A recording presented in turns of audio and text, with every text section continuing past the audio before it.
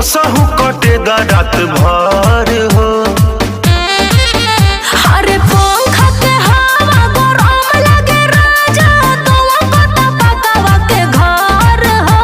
अरे दम धर रानी बुझतानी परेशानी, कसहु कटे रात भर हो।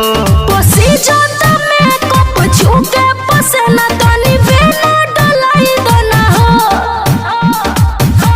ए राजा हो नया नया कूलर मंगवाई तो ना हो।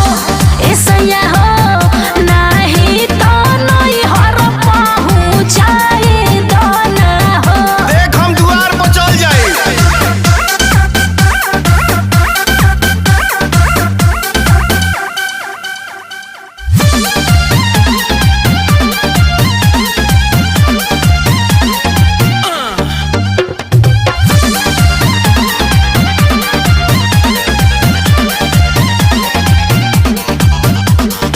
नैहर के हई हम दुलारी सोनिया, ससुरा सहाय नहीं दुख।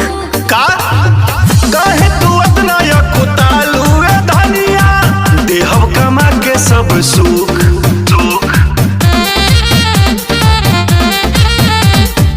नैहर के हई हम दुलारी सोनिया, ससुरा सहाय नहीं दुख।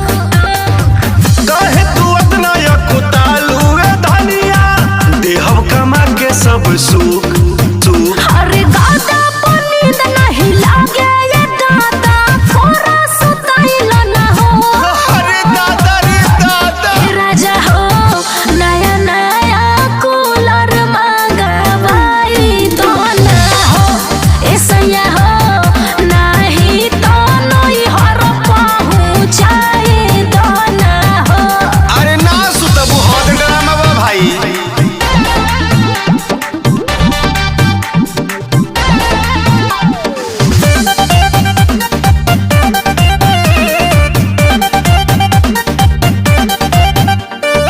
छत पर के हवा हमरा करता हा राजा, सितगिर धोले ता झुकाम। लगलू बने और बिहारी छोटू तू ही समझावा, पाकिट में नहीं खे हमारा दाम।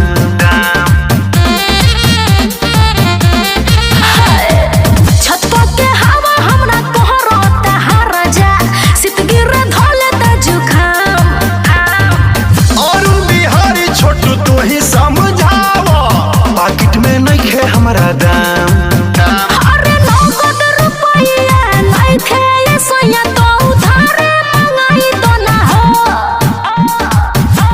ए राजा हो नया नया कूलर मंगवाई तो ना हो।